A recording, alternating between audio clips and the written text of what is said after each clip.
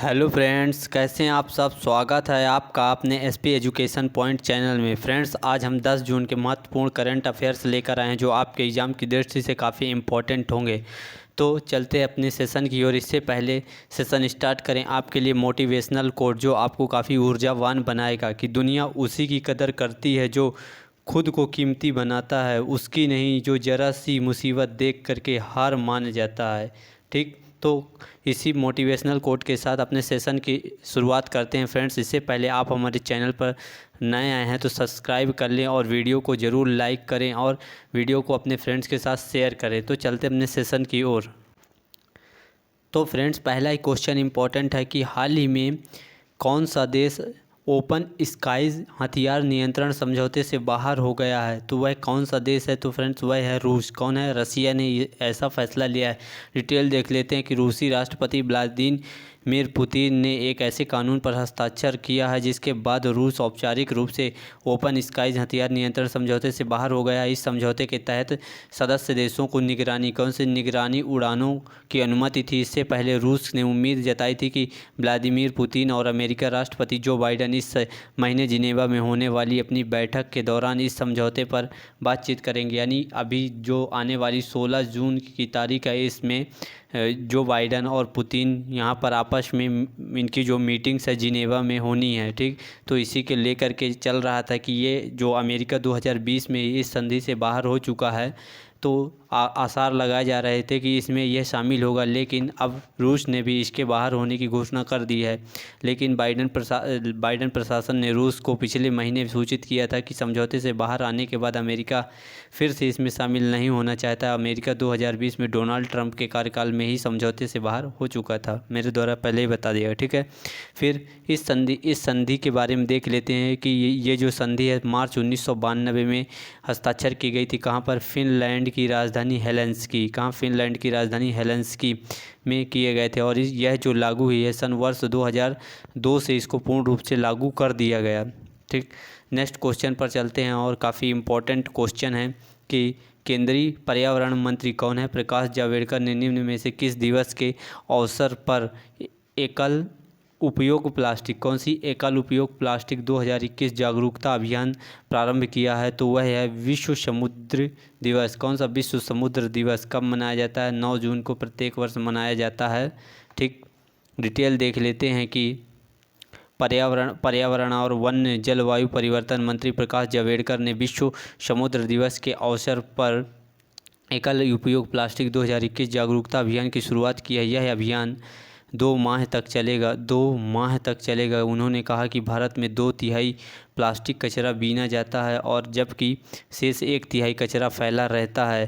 प्रधानमंत्री मोदी ने 2018 में एकल उपयोग प्लास्टिक के प्रचलन को 2022 इसका लक्ष्य कब तक रखा गया। सिंगल यूज प्लास्टिक को समाप्त करने का सन 2022 तक रखा गया है।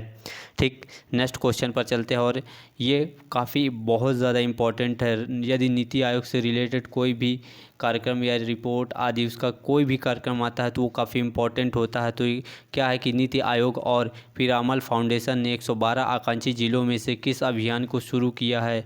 तो वह कौन सा अभियान है। वह है इनोवेशन क्लीन टेक एक्सचेंज। कौन सा। इनोवेशन क्लीन टेक एक्सचेंज है। डिटेल देख लेते हैं कि नीति आयोग और पीरामल फाउंडेशन ने 112 आकांक्षी जिलों में सुरक्षित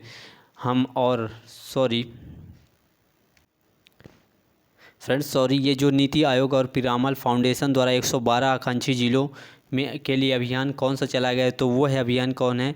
सुरक्षित हम और सुरक्षित तुम। फ्रेंड्स, इसका answer innovation clean tech exchange नहीं है, इसका आंसर होगा सुरक्षित हम और सुरक्षित तुम। इसकी डिटेल देख लेते हैं कि नीति आयोग और पीरामल फाउंडेशन द्वारा 112 आकांक्षी जिलों में सुरक्षित हम सुरक्षित तुम अभियान चालू किया गया है और यह अभियान ऐसे कोविड-19 मरीजों को घर पर ही देखभाल उपलब्ध कराने वाले जिला प्रशासन की सहायता के लिए शुरू किया गया है जिसमें संक्रमण के लक्षण नहीं हैं या हल्के लक्षण। अभियान के तहत 20 लाख नागरिकों को घर पर स्वास्थ्य देखभाल उपलब्ध कराई जाएगी इस अभियान के माध्यम से। ठीक, नेक्स्ट क्वेश्चन पर चलते हैं और इम्पॉर्टेंट क्वेश्चन होगा फ्रेंड्स, ये भी पर्यावरण से रिलेटेड क्वेश्चन है। इसलिए इम्पॉर्टेंट होगा। आप इसको नोट कर सकते हैं। यदि नोट नहीं करना चाहते तो आप हमारे टेलीग्राम चैनल से जुड़े, जहां पर आपको डेली PDF उपलब्ध करवाई जाती हैं और अन्य करंट अफेयर से रिलेटेड मैगज़ीन और अन्य अदर चीज़ें भी उपलब्ध करवाई जाती हैं। तो आप टेलीग्राम चैनल से जुड़ सकते हैं, जिसका लिंक आपको डिस्क्रिप्शन बॉक्स में मिल जाएगा।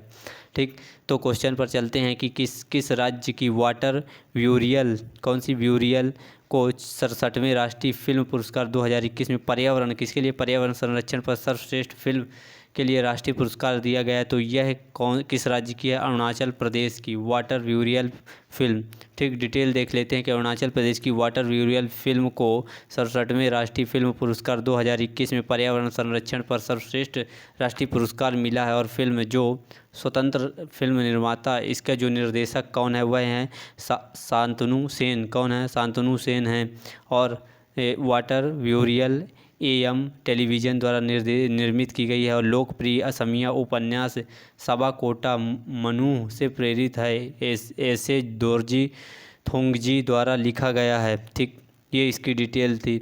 और नेक्स्ट क्वेश्चन पर चलते हैं। आज का वेरी इंपॉर्टेंट और सबसे इम्पॉर्टेंट क्वेश्चन होगा कि भारतीय रिजर्व बैंक ने विश्ववीर आहूजा को किस बैंक के प्रबंधक निदेशक CEO के रूप में नियुक्त किया है। तो वह बैंक है RBL। कौन सा, RBL।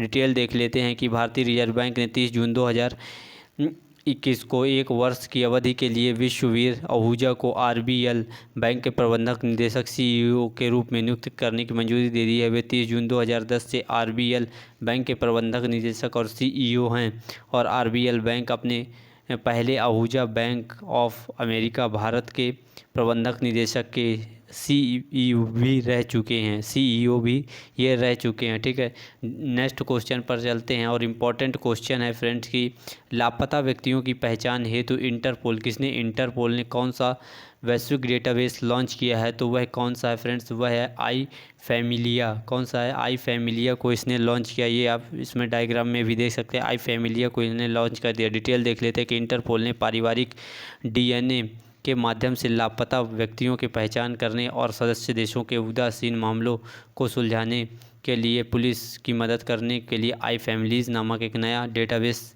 लॉन्च कर दिया है। इंटरपोल ने इसे इस महीने की महत्वपूर्ण डेटाबेस बताते हुए आधिकारिक रूप से लॉन्च किया। और इसमें बयान में कहा गया है कि उसने अत्याधुनिक वैज्ञानिक अनुसंधान को लागू किया है। दुनिया भर से लापता व्यक्तियों या अज्ञात मानव अवशेषों की पहचान करने के लिए रिश्तेदारों के DNA का इस्तेमाल किया गया है। ठीक है, इंटरपोल के बारे में हम देख लेते हैं कि इंटरपोल का जो अध्यक्ष है वह किम जोंग यांग है। कौन, किम जोंग यांग है। और इसकी स्थापना 7 सितंबर 1923 को, ठीक है, सन आप जरूर ध्यान रखें कि 1923 को। और इंटरपोल का जो मुख्यालय है लियो फ्रांस में, कहाँ, लियो फ्रांस में है। नेक्स्ट क्वेश्चन पर चलते हैं। और नेक्स्ट क्वेश्चन भी इम्पॉर्टेंट होगा फ्रेंड्स कि किस राज्य ने ऑक्सी-1, कौन सी ऑक्सी-1 बनाने की घोषणा की है। तो वह राज्य होगा हरियाणा। किसने, हरियाणा ने ऑक्सी-1 बनाने की घोषणा की है। डिटेल देख लेते हैं कि हरियाणा के मुख्यमंत्री मनोहर लाल खट्टर ने करनाल में, कहाँ, करनाल में 80 एकड़ ऑक्सी-1 यानी एक जंगल बनाने की घोषणा की है। 5 जून 2021 को विश्व पर्यावरण दिवस के अवसर पर इनने घोषणा की थी कि ऑक्सी-1 यानी में 10 प्रकार के, कितने, 10 प्रकार के वन शामिल होंगे। और इस अवसर पर वृक्षों के महत्व पर प्रकाश डालते हुए और संवर्धन, संरक्षण, वृक्षारोपण प्रोत्साहन करते हुए हरियाणा सरकार ने 4 महत्वपूर्ण योजनाएं, 4 महत्वपूर्ण योजनाएं शुरू की थी, जिसमें से सबसे IMP को योजना है। और इसको एग्जाम्स में सीधे तौर पर अकेले भी पूछा जा सकता है कि प्राण वायु देवता पेंशन योजना। कौन सी, प्राण वायु देवता पेंशन योजना। इसमें क्या होगा कि इसमें इस योजना के तहत 75 वर्ष से ऊपर के जो वृक्ष हैं उनकी देखभाल के लिए प्राण वायु देवता नाम पर 2500 रुपये की पेंशन प्रदान की जाएगी। और यह पेंशन हर साल वृद्धा अवस्था सम्मान पेंशन की तर्ज पर ही बढ़ाई जाएगी। और दूसरी योजना, 4 योजनाओं में पहली हो गई, दूसरी है कि हरियाणा में पंचवटी वृक्षारोपण, करनाल में ऑक्सी-1 और पंचकूला में भी ऑक्सी-1 योजना चलाई जा रही है। और हरियाणा के बारे में देख लेते हैं। इसकी राजधानी जो है चंडीगढ़ है। और इसके जो राज्यपाल है सत्यदेव नारायण आर्य हैं। और यहाँ के जो CM है मनोहर लाल खट्टर। कौन है, मनोहर लाल खट्टर हैं। नेक्स्ट क्वेश्चन पर चलते हैं और आज का काफ़ी इम्पोर्टेंट क्वेश्चन है कि एनीमिया मुक्त कौन सा एनीमिया, वेरी वेरी इंपॉर्टेंट आप ये क्वेश्चन लगाएं कि एनीमिया मुक्त भारत सूचकांक में प्रथम स्थान पर कौन सा है, कौन सा एनीमिया मुक्त भारत में प्रथम स्थान पर कौन सा राज्य है। तो फ्रेंड्स ये क्या है, मध्य प्रदेश। कौन सा है ये, मध्य प्रदेश पहले स्थान पर। एनीमिया की मुक्ति में भारत में मध्य प्रदेश पहले स्थान पर है। ठीक है, डिटेल देख लेते हैं कि मध्य प्रदेश इनका स्कोर आप फर्स्ट का ज़रूर याद रखें, जैसे मध्य प्रदेश का कि 64.1 स्कोर के साथ भारत में एनीमिया मुक्त में पहले नंबर पर है। दूसरे नंबर पर कौन है, उड़ीसा है, और तीसरे नंबर पर हिमाचल प्रदेश है। लिंग, आयु और भूगोल के बावजूद देश भर में उच्च प्रसार के साथ ही एनीमिया एक प्रमुख और सर्वाधिक सार्वजनिक स्वास्थ्य मुद्दा बना हुआ है। भारत आज एक गंभीर सार्वजनिक स्वास्थ्य चिंता के रूप में एनीमिया वाले देशों में से एक है। भारत में लगभग 50% गर्भवती महिलाएं, 5 साल से कम उम्र के 59% बच्चे और 54% किशोर लड़कियां और 53% गैर गर्भवती गैर स्तनपान कराने वाली महिलाएं इस रोग से पीड़ित हैं। ठीक है, तो इसलिए इम्पोर्टेंट क्वेश्चन है। नेक्स्ट क्वेश्चन पर चलते हैं कि भारत का पहला कौन सा, भारत का पहला अंतर्राष्ट्रीय समुद्री क्लस्टर कहाँ स्थापित किया जाएगा। तो वह भारत का जो पहला है समुद्री क्लस्टर वह है गिफ्ट सिटी, और ये गिफ्ट सिटी कहाँ पे बनाई जा रही है, गुजरात में। ठीक है, गिफ्ट सिटी, गिफ्ट का पूरा नाम देख ले, Gujarat international finance tech city. ठीक है, और गुजरात मैरीटाइम्स बोर्ड ने गिफ्ट सिटी में देश का पहला अंतर्राष्ट्रीय समुद्र सेवा क्लस्टर स्थापित करने का निर्णय ले लिया है। और समुद्री क्लस्टर को एक समर्पित पारिस्थितिकी तंत्र, कैसा समर्पित पारिस्थितिकी तंत्र के रूप में विकसित किया जाएगा, और जिसमें बंदरगाह, शिपिंग, रसद सेवा प्रदाता और सरकारी नियामक शामिल होंगे। ठीक है, साथ ही साथ जो भी एक ही भौगोलिक क्षेत्र में गिफ्ट सिटी में मौजूद है, उसी गिफ्ट सिटी भारत की पहली परिचालन स्मार्ट सिटी है। कौन सी, पहली है और परिचालन स्मार्ट सिटी है, और अंतर्राष्ट्रीय वित्तीय सेवाएं हैं देता है। ठीक है, और गुजरात के बारे में देख लेते हैं कि यहाँ के जो सीएम है वह विजय रूपानी, कौन है, विजय रूपानी हैं, और यहाँ के जो राज्यपाल हैं वह आचार्य देवव्रत हैं। कौन है, आचार्य देवव्रत हैं।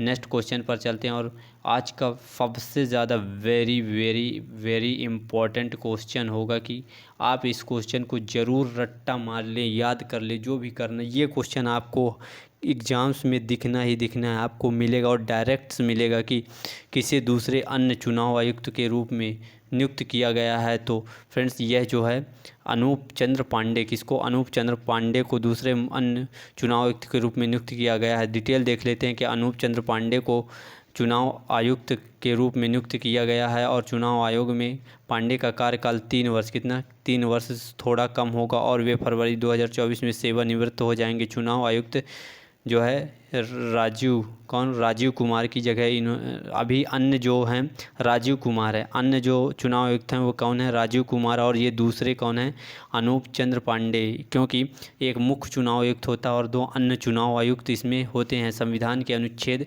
324 में चुनाव आयोग से संबंधित उल्लेख किया गया है। ठीक, और चुनाव आयोग के बारे में देख लेते हैं। इसका गठन 25 जनवरी 1950 को हुआ था, और इसका जो मुख्यालय नई दिल्ली में है, और इसके चुनाव आयोग के पहले कार्यकारी सुकुमा हैं। कौन है, सुकुमा हैं।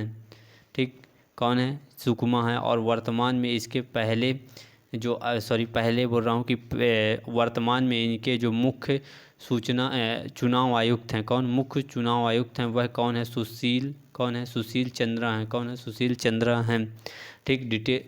और फ्रेंड्स आज हमने एक नई पहल शुरू की है, जितने भी आईएमपी क्वेश्चन थे वह इसमें ला दिए गए हैं, और इसके आज हमारे द्वारा एक नई पहल शुरू की गई है, जिसमें 1 लाइनर फॉर्म में आपको कुछ जो है पिछले क्वेश्चनों को रिपीट किया जाएगा, और उसमें से जो क्वेश्चन आईएमपी होते हैं और वो छूट जाते हैं तो कहीं ना कहीं आपका लॉस ना हो, इसके लिए यह सीरीज़ चलाई जा रही है। इसमें 8 से या 10 क्वेश्चन आपको कुछ पहले के क्वेश्चन और जो इम्पोर्टेंट हैं वो भी लाए जाएंगे। ठीक है, तो और ये पूरे 1 लाइनर फॉर्म में होंगे। क्या है, अंतर्राष्ट्रीय हवाई अड्डा, 1 मिनट, हाँ, कि अंतर्राष्ट्रीय हवाई अड्डे ने किस अंतर्राष्ट्रीय हवाई अड्डे ने नेट एनर्जी न्यूट्रल स्टेटस प्राप्त कर लिया है, तो वह कौन सा हवाई अड्डा है? बेंगलुरु अंतर्राष्ट्रीय हवाई अड्डा। संयुक्त राष्ट्रीय आर्थिक एवं सामाजिक परिषद के लिए किस देश को वर्ष 2022 से 24 की अवधि के लिए नियुक्त किया गया है, तो वह कौन है फ्रेंड्स? भारत है। भारत का ये राज्य स्कूली शिक्षा परफॉर्मेंस ग्रेडिंग इंडेक्स में शीर्ष स्थान पर कौन सा राज्य है, तो वह है पंजाब। कौन सा? पंजाब राज्य है। और राज्य सरकार ने जहां वोट वहां वैक्सीन अभियान शुरू किया है, किसने? दिल्ली ने। फिर किस राज्य में महिलाओं के टीकाकरण के लिए गुलाबी बूथ, ये आप जरूर याद रखें, गुलाबी बूथ स्थापित किया गया है, तो वह उत्तर प्रदेश। कहाँ? उत्तर प्रदेश में टीके के लिए गुलाबी बूथ स्थापित किया गया है। राज्य की वाटर व्यूरल फिल्म को सर्वश्रेष्ठ फिल्म राष्ट्रीय पुरस्कार दिया गया है, तो वह कौन सा राज्य? अरुणाचल प्रदेश की है। कहाँ की? अरुणाचल प्रदेश की यह फिल्म है। भारतीय नौसेना ने देश से MH-60 रोमियो हेलीकॉप्टर का पहला बैच प्राप्त किया है, तो वह कौन है? USA। कहाँ? USA से। ठीक है। फिर एक पुस्तक है और इम्पोर्टेंट पुस्तक है कि 1232 kilometre the long journey home के लेखक कौन है? यह विनोद कपारी। कौन है? विनोद कपारी हैं। फिर मालदीव देश के संयुक्त राष्ट्र महासभा के 76वें सत्र के अध्यक्ष कौन बने हैं, तो वह शाहिद अब्दुल्ला। कौन है? शाहिद अब्दुल्ला। देश की अंतरिक्ष एजेंसी फेंगयून 4V नामक उपग्रह लॉन्च किया गया है, तो यह किस देश का है? चीन का। कहाँ का? चीन का। और टाइम से higher education Asia university ranking 2021 में IIT रोपण रहा है, तो यह 55 किस नंबर पर? तो यह 55वें स्थान पर रहा है। तो फ्रेंड्स, ये सेशन कैसा लगा और ये जो नई पहल शुरू की गई है, ये आपके राय में क्या है? तो आप इसके बारे में कमेंट बॉक्स में ज़रूर बताएं कि इस जो वन लाइनर सीरीज है इसको ऐड किया जाए या नहीं। यदि आप कमेंट करके बोलते हैं तो मेरे द्वारा डेली और इन क्वेश्चनों की संख्या भी धीरे धीरे बढ़ाते जाएंगे, जिससे हम प्रीवियस मंथ के जो करंट अफेयर्स से इम्पोर्टेंट है उनको भी इसमें ऐड कर सके। तो आप इसके बारे में ज़रूर अपनी प्रतिक्रिया दें कि इस जो एक्स्ट्रा आपके लिए वन लाइनर लाए जा रहे हैं तो ये कंटिन्यू रखे जाएँ या नहीं रखे जाएँ। ठीक है। तो आज का सेशन यहीं समाप्त करेंगे। इससे पहले यदि आप फ्रेंड्स नए हमारे चैनल पर आए हैं तो वीडियो को ज़रूर लाइक करें, शेयर करें और चैनल को सब्सक्राइब कर लें, ताकि आने वाले नए वीडियो की नोटिफिकेशन आपको तुरंत प्राप्त हो सके। ठीक। तो मिलते हैं अपने नेक्स्ट सेशन में। Thank you.